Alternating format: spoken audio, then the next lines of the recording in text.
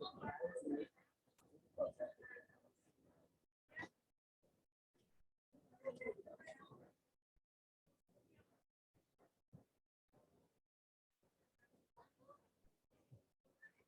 assalamu alaikum. Good morning, Subhaki. I think if you settle down, we can start. The purpose of this resource session has twofold today. I would like to review the last presentation a bit, meaning that I'll be spending maybe 15, 20 minutes on that, and then I complete the PowerPoint, what has been given to you in the Moodle. So the first part is the kind of review, so you know it already. And the second part, I'll just complete it with a couple of slides more. I started with this slide last time and showing you that how the somites are coming. In other words, how the paraxial mesoderm is coming. From the very beginning, you can think about that there is a folding there is a notochord. This old slide is a two-dimensional picture and taking anterior posterior view, showing you that the neural tube is forming over here, the notochord, and the important part is the mesoderm over here. We will be talking about the mesoderm in detail today, one more time, and that has the three parts. Everybody knows that it has the paraxial mesoderm. We call this time somites, and then you have the intermediate mesoderm, and that is responsible for the genitourinary system, which we will do it towards the end of your second semester in the renal block, and then again in the reproductive block in year 2. And then you have the lateral mesoderm, which or lateral plate, which is usually divided into two parts, splanchnic mesoderm and the somatic mesoderm, which folds, everything folding to make us a tube. We all belong to a tube. And that tube concept will come back again in GI, which is not far away next week.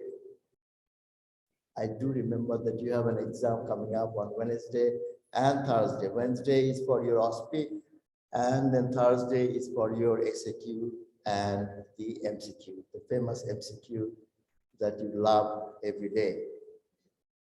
Okay, so this is further development in terms of the somite formation. The neural tube is there. Remember, the neural tube will slowly go in between the somites. In between the somite. The somites have three parts.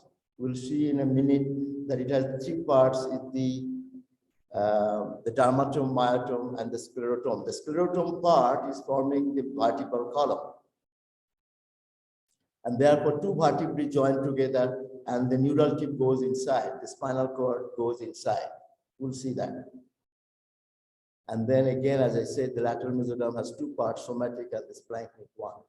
Then it will move and fold to form the many structures in relation to the splanchnic, with the smooth muscle, somatic, which will form the skeletal muscle. It also can form the bones. So this should be absolutely clear. Neural crest cells, I indicated to you earlier. Now this is the picture. Make no mistake about that. What does the somite mean? Somite is there like a ball, small balls, and they are 42 to 43 pairs. Not total on both sides, 42, and it becomes 31. You know that the vertebrae, we have 31 approximately, and that will be reduced in number. But on both sides, we will have 42, 43. These are the somites taken. This picture is from backside, not in the front, backside. So it's very clear to you that this is the paraxial mesoderm. It shows like a ball. It has three parts.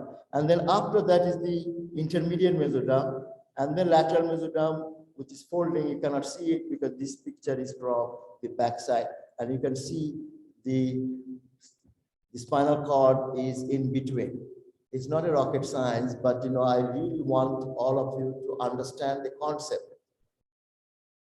Don't memorize it, just concept that how this might look like. If you still have a problem, remember this fact: somites are bilaterally paired blocks. So 42, 43 pair. One of the students asked me, why 42? If divided by 2 is 22 or 21. I said, no, it's a pair actually. It is on both sides. They reduce to 30, 31. Present along the head to tail axis. Each one is subdivided into sclerotome, myotome, and dermatome. Very interesting part. This is the picture. This is the drawing from my side, myself, from my side. And then this is this neural crest, neural tube, notochord, somoid like a ball shape. It's divided into 3 parts. It's very easy. The only thing is, I call this one as a sclerotome in my drawing, and other two, they move out of the somoid. Myotome and the dermatome, they move out. And this is the endoderm, which will be folded. So this is the baby which is about to grow. Maybe this is the end of 3rd week, and then slowly it will be folding. 4th week. It's around the 4th week, and then the 4th week, it is started folding. This is from your book, and showing you that this is basically the same somoid. Has 3 parts: the dermatome, myotome, and the sclerotome over here. And this is the neural tube, which will be going in between. And the folding already started over here. This is even better picture, showing you that the sclerotome is there, and the dermatome and the myotome already moved out from the entire paraxial mesoderm. It's very easy to understand the concept. And I'm repeating it again and again. And this picture can tell you 1,000 words. Endoderm is forming over here. The next week, I'll talk about more on the GI system and the lung development. Wherever you have the tube, then you know that it is from the endoderm. But the tube is not complete.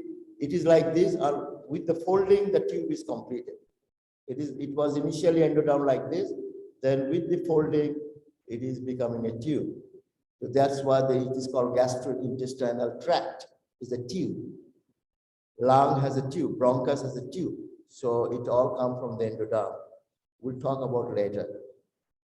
And this is the folding forming from the splanchnic mesoderm, forming the smooth muscle. This is the skeletal muscle on the outer side. We know that already. This is a better picture showing you that dermatome and myotome have come out from the somoid, leaving only sclerotome over there that will be forming the vertebrae. 2 vertebrae join to form 1 vertebra, and the neural tube will fall between, and the important part, notochord, will go inside. Actually, we have all remnant of notochord in the intervertebral disc. We have the disc. It's no more working, but we all have the notochord. Then I said that at one point, that if we go back a bit, you can see that this myotome is going towards the ectoderm, towards the skin, and then it forms a projection called apical ectodermal ridge, which you can underline 10 times, indicating the fact that this is the starting point of the limb development. Somebody was asking me whether it is a gene. It is not exactly the gene, or it is actually helping the gene to express. There are many genes which I did not talk about that last time. I said there are many genes: fibroblast growth factor, sonic headache gene, homeobox gene, retinoic acid. These are the genes, real genes, which are expressed. How it is expressed? As soon as the apical ectodermal ridge is formed. So apical ectodermal ridge is the starting point. So I want all the students to remember this fact, because even in the USMLE or in the final, you will forget many things. But please remember, apical ectodermal ridge is the starting point of the limb development, and that is enough. And it forms in 2 places. One is the cervical area or cervical area. You can understand the cervical area over here because the upper limb, and then another in the lower limb in the lumbar area. The projection is not everywhere. Apical ectodermal ridge is not everywhere. It's in the 2 places: cervical for the upper limb and the lower limb or the lumbar area. And you can see this part over there. So it's very clear. Now, as soon as there is a limb bud is formed, Then the myotome goes inside. Myotome goes inside. And these myotomes are responsible for all the skeletal muscle. At that time, the lateral mesoderm forms some bones like humerus, like radius, like femur, like tibia, like ulna, like all the bones are coming from the lateral mesoderm, whereas the myotome, which is coming from the somatic, is responsible for all this skeleton. When they come, they take the nerves along with that. For example, if I talk about the C5, C6, C7, these are the nerve root. C5, C6 is basically, I'm talking about the musculocutaneous nerve, which is supplying the three muscles. You know that these are the coracobrachialis or the biceps and the brachialis muscles, all coming from the musculocutaneous nerve, which is dragging the musculocutaneous nerve, but it is going to myotome. So what is the myotome for the musculocutaneous nerve? Three muscles. So this is basically, if you think about it, the nerve is coming along with it, dragging the nerves along with the myotome, and the myotome is supplying to wherever it should be. Myotomes are the muscles which are originating from the somae and supplied by the one nerve root, C5, C6, C7. It's just an example, one nerve root. Dermatome, on the other hand, you will learn it later, is something different. I don't want to complicate the issue over here. Dermatome, you have heard the name. It is the part of the skin supplied by one nerve, one segment. Part of the skin supplied by one nerve. For example, I can give you, it's not like I talked about C5, C6, C7. That's the myotome. But if I talk only C5, I refer to over here shoulder area. Then C6 over here, C7 in the middle finger is the C7. Then you have the C8 and the T1 over here, T2, T3. In the nipple area is the T4. And then umbilicus is T10.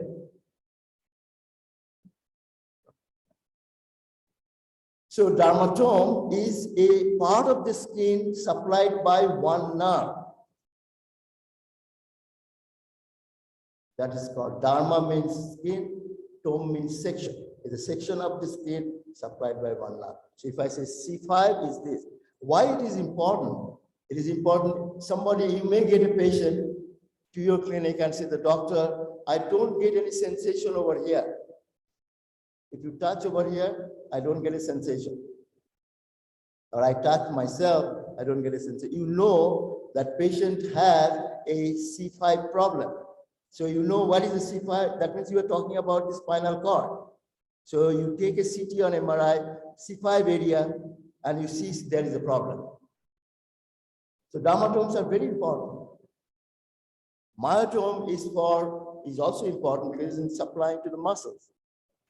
Myotome, a group of nerve roots supplying the muscles, is called the myotome.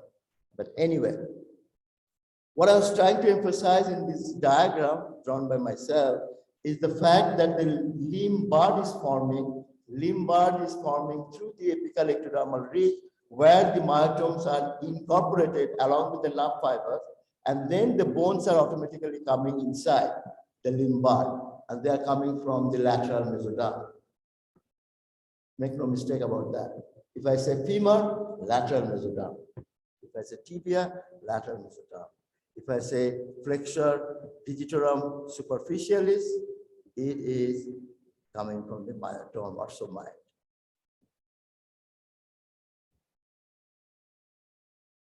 Then, development of limbs begin near the end of 4th week. We talked about that. End of 4th week means, somebody was asking, is it, I have written in many places, in the middle or the end of 4th week. It's basically the same.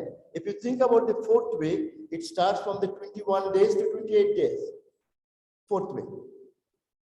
So 25, 26 days is the upper limb form. Now 25 you can call middle of the 4th week or just beyond that. And the 2 days later, the lower limb starts. So in my PowerPoint, I have written somewhere around the middle. Is you can think about it. You can remember the fact that around the middle of 4th week or towards the end of 4th week, the limb development starts. Homeoboxins regulates the pattern of formation of limb. That's too much for you. You are already swamped with molecular medicine. I know that. So I don't want to complicate it. I want to stay away from molecular medicine.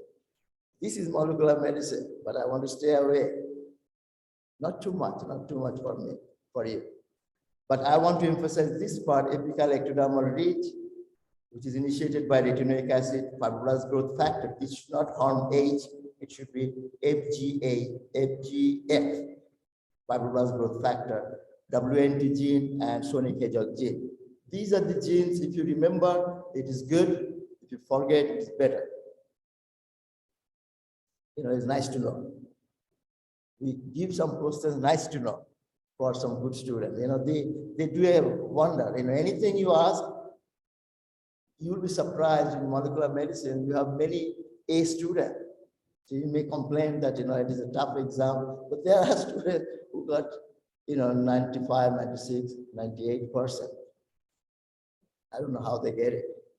I'm happy that I'm not a student. Okay. Both paraxial and lateral mesoderms participate in the formation. This statement is very important to all of you.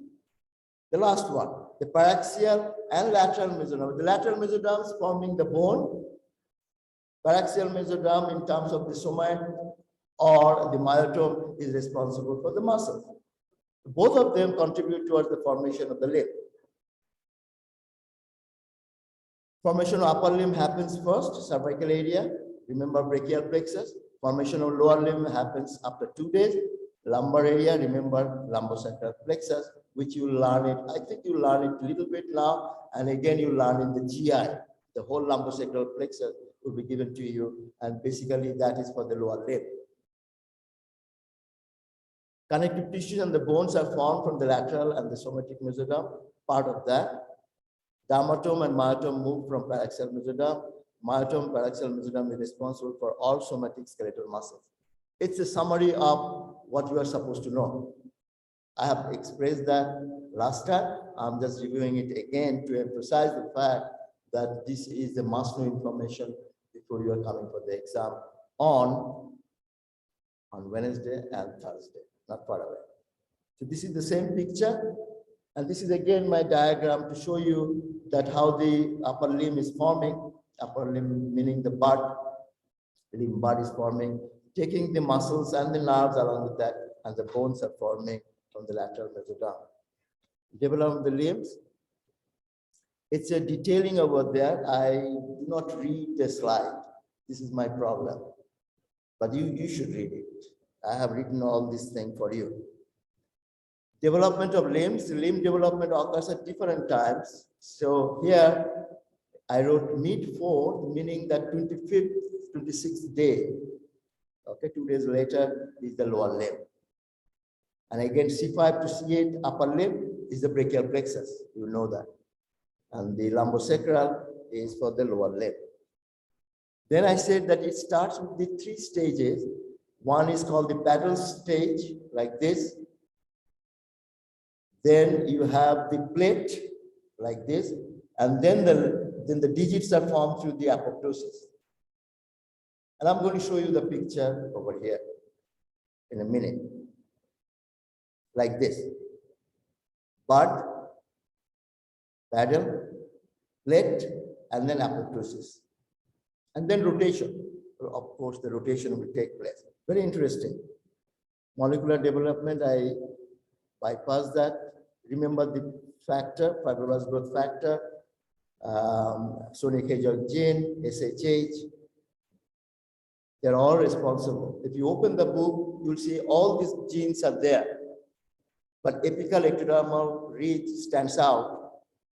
And then other genes are expressed along with that. They form the entire limb. Upper limb rotates laterally, 90 degrees, so that the future elbows point dorsally. The lower limbs rotate medially, remember that, through 90 degrees, thus the future knee face ventrally. And how do you know that? This is the picture. I think this was my last slide last time, indicating the fact that there are rotations over there. Now I'll start the second part to complete my PowerPoints and to emphasize a couple of things in the clinical perspective. Why are we are we learning the limb development. Now, Carnegie was the name of a person long time back, early 20th century, means 1900 and something. Okay, he was very curious. He said the limb developments, how the embryo is forming over the time. So he studied the embryo formation from the day 1 to 8 weeks. You know, he knew that 8 weeks are very critical. From starting from the day 1, when the zygote is forming, and then he followed it up to 8 weeks. How did he follow? He was looking for the embryo at that stage. Very difficult. Think about it, that how he could able to, he was going door to door, meaning hospital to hospital. When there is an abortion there or some kind of, he can get the embryo, real embryo of the 1 day, 2 days, 3 days, 4 days. So he divided the entire 8 weeks into 23 stages, a real embryo. He put it in the jar, and still it is available in Washington, D.C. If you are going over there, don't forget to go to the Carnegie, the museum. There's a museum over there, Carnegie Museum. Just make an effort to go over there. It's a beautiful 23 stages of embryo, 23 stages of embryo depicting 0 to 8 weeks. Out of that, 12 to 23 is the limb development. 12 to 23 is the limb development. I have the picture, you can see in your computer. I'm going to project over here too. One more time, what I'm saying is, Carnegie, these are the great people through which we learn. You know, sometimes you learn a gene, you say, well, it is the Khalibali. You know, that gene, who cares? Now, somebody got a Nobel Prize for that, Sonic Hedgehog gene, and it wondered. You know, many of the drugs that people are making it through some understanding of the science. You know, you may not pay attention to that. You may say, oh, it is just a drug. The drug was developed through rigorous way. Like coronavirus vaccine, it was not overnight. There are some dedicated people who did it. Now you took the shot over there and you are protected. But you should think about those people who developed it. Give credit to them. Learn it, how did they make it? That kind of interest it should be, because you are a medical person. And again, if you don't know, your next door neighbor who is a lawyer, he knows it. I'm always worried, I'm afraid of my lawyer, my next door neighbor, he comes regularly. Paul, what happened to this? I saw in the CNN, explain to me. So I studied because of my lawyer. Okay, so the human embryonic period, first 8 weeks, is divided into 23 Carnegie stages. Carnegie stages are named after the famous institute which began collecting and classifying embryos in the early 1900s, 20th century. For Carnegie stages 1 to 23 referred, okay, there's a video, usually I used to show it, but I'm not. So this is showing a real embryo, maybe around 8 weeks, 8 to 9 weeks is complete, you know.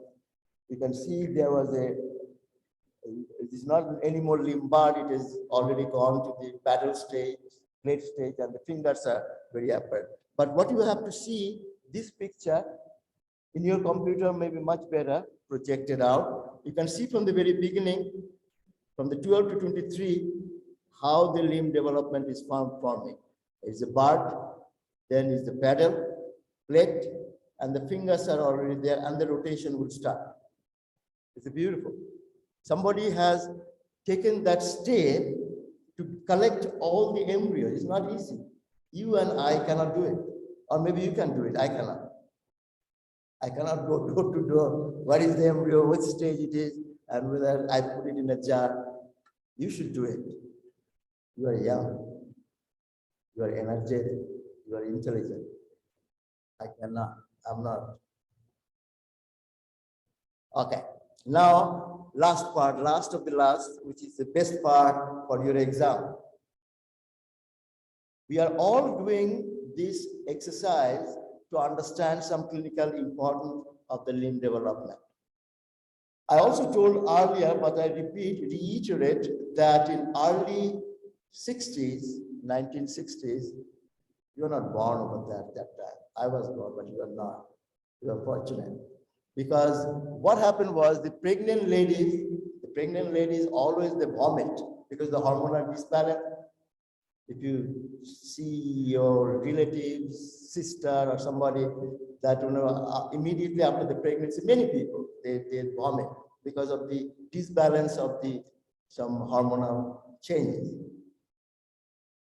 There was a drug people was to give called thalidomide at that time, without realizing that it is a teratogen. And it was given early period before the 8 weeks, 3 to 8 weeks, when all the organs were developing, leading to the problem of what we call as the limb development problem. Amelia is one of them. There's a complete absence of the limb. Millions, I'm not talking 1 or 2, millions of the babies were born at that time without any limb or a partial limb. Maybe the plate is there, maybe there is no limb at all. I'm going to show you, I showed you earlier a picture. It was happening. It was taken out from the counter. It was taken out from the shelf that people cannot prescribe any more thalidomide. But it is iatrogenic. We are responsible for millions of kids who are born without the limbs. Because of the drug called thalidomide, it is a teratogen. That's what I gave the importance to all of you, indicating the fact that please give some drug which should not affect the pregnant lady in terms of the baby's growth of organogenesis. And I gave you a list of that. Remember that list, as many as possible. No antibiotic, or if you want to give antibiotic, be careful that which antibiotic doesn't cause teratogenic effect. If a pregnant lady comes to you, you cannot say that go for X-ray.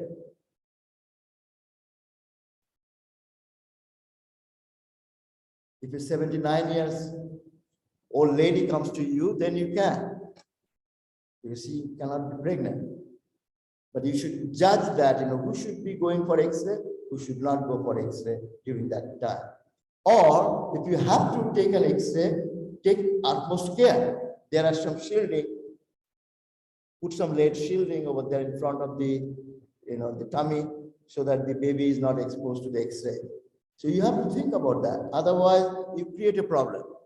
And because of your negligence, it will not happen to as a student, I know. As I said, they are very intelligent. They remember. You remember me, not today, when you were practicing. The Dr. Paul said, yes, I should not do this thing. So let's complete this. Limb malformation was there. Amelia is a complete absence of one or more limb.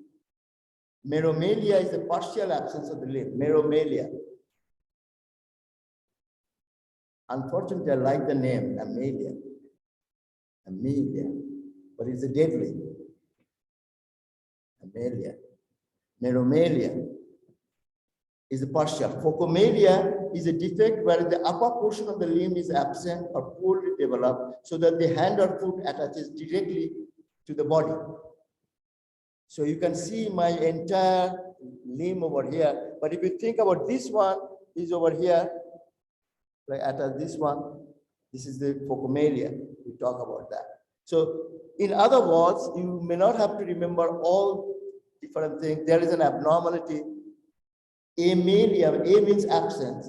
Most of the time we talk about the A. Anemia means less blood. Less is a Greek. It starts with the A, Amelia. And I told you, remember the story of the drug thalidomide. This is the story everybody should remember, that it used to be given to the pregnant ladies early part of the pregnancy for vomiting, to reduce the vomiting.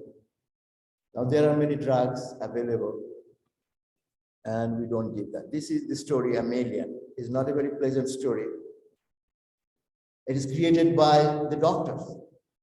This is the unfortunate part. And they are depending on the pharmaceutical industry, and pharmaceutical industry did not do a good research. Just think about the COVID vaccine. People were rigorous, they wanted to make sure that it doesn't affect anybody. You can put the vaccine in the market, maybe the vaccine works, you may not get the COVID virus. I'm just giving an example, but you may have a lot of other problems. So this has to be overruled. That's called the research. Phocomelia. Can you see it? Very unpleasant scene, photograph. But these are the things. Now, towards the end, I tell you something. Syndactyly can happen, like you may see many of your friends or relatives may have. I have one friend, I know, only one case I know, that his two fingers are joined together. It's called syndactyly. It's joined together. Look at the spelling, Syndactyly. If you ask me to write, I still do mistake, syndactyly. Too many Y's over there. Syndactyly. Joint together, no apoptosis. What is the problem? No apoptosis. Murphy apoptosis. So joint, syndactyly. Sometimes you may get polydactyly. I'm not going to macrodactyly, but directly I'm going to polydactyly, which is common. Extra finger. Somebody may have an extra finger. He's perfectly okay. He doesn't have to go for the surgery or anything. It looks a little awkward extra finger, and usually comes from the thumb, another finger over here. So this is called polydactyly. Again, it is a problem of the genes, which are the name, too many genes over there. I talked about homeobox gene, fibrous growth factor. One of these genes are this sonic hedgehog gene, WN2 gene. Maybe a combination of all that they did not express properly, leading to one extra finger. Polydactyly.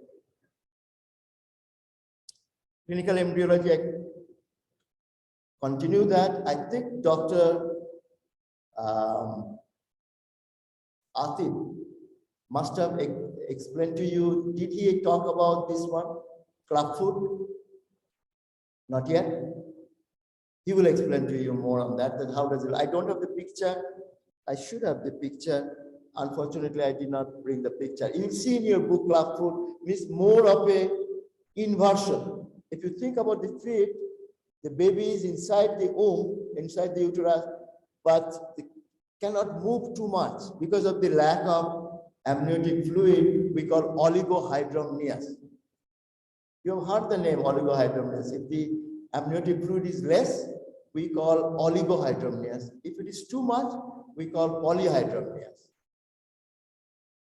In a week time, I will explain to that. But today, you just learn from me, if the baby cannot move inside the womb, inside the uterus, baby has to move.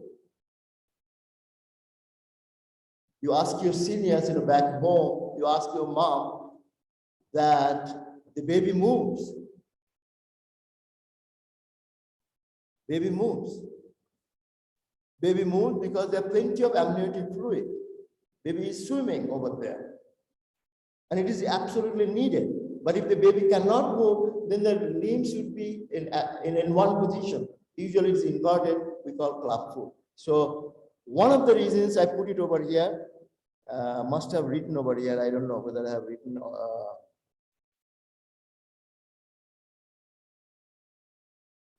oligohydramnios.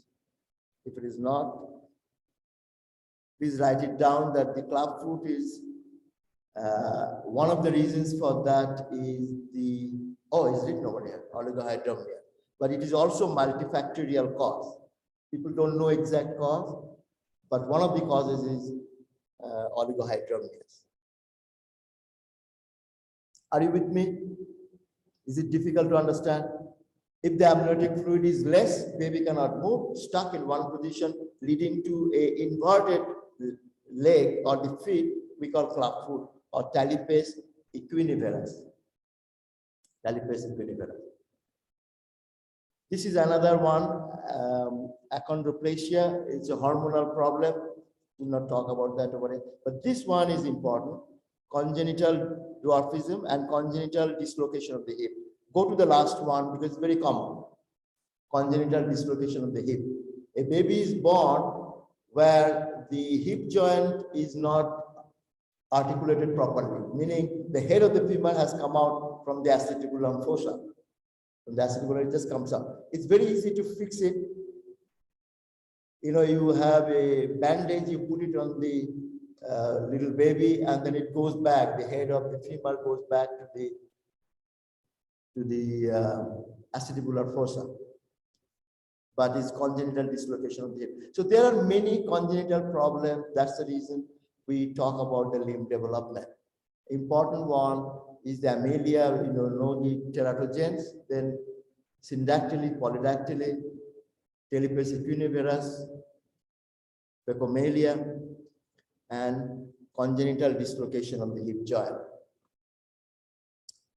Let's wind up with a couple of words over here. This is my final session in terms of my embryology is concerned for the musculoskeletal system. What did I do during the entire 7 weeks? I was not sitting in my office all the time. I was thinking about you, that how best can I give you the information. So what I divide my PowerPoint or my research sessions into twofold. I say the general embryology, I have to educate them that there are some important structures before they go into the system. So I talked about the ectoderm, mesoderm, endoderm from the epiblast. Then I talked about the extraembryonic tissue in terms of the extraembryonic mesoderm, coelom, which is different from intraembryonic coelom. I spent a little time on the amniotic cavity, which is growing in size, because the baby will be doing, will have some urine formation. The urine will go where? It will go to the amniotic cavity. Baby swallows that. Swallow that amniotic fluid, which will be helpful, which I'm coming back to you next week, that how the swallowing of the amniotic fluid is helpful to the baby. It's the growth of the development of the lung is absolutely related to the amniotic fluid. We'll learn that later. Then I talked about the placenta. I gave you an idea. The placenta has a barrier, and therefore the maternal blood is not coming directly in contact with the fetal blood.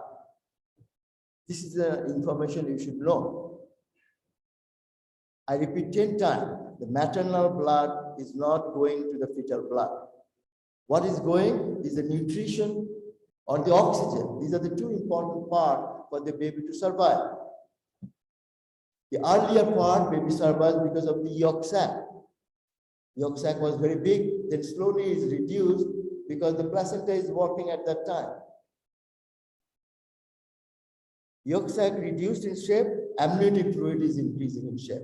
You remember, apart from the, in your foundation block, everybody talked about the amniotic sac and the yolk sac, and they stopped over there. I'm telling you that the amniotic sac will be increasing in shape, and then it will go to the entire uterine cavity. And you have the picture, go back again. So how do you prepare yourself for the exam? The last word.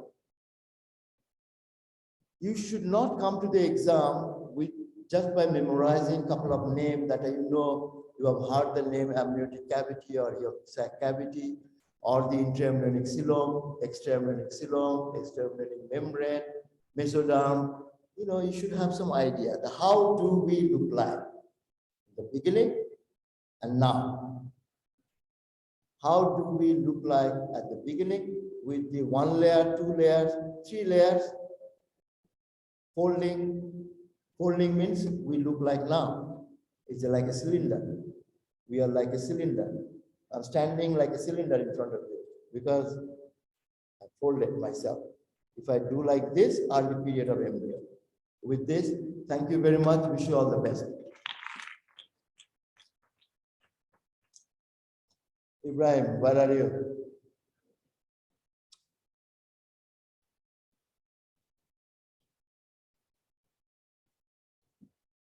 So those who have problem in logging for attendance, please come forward later, not now. First, try yourself.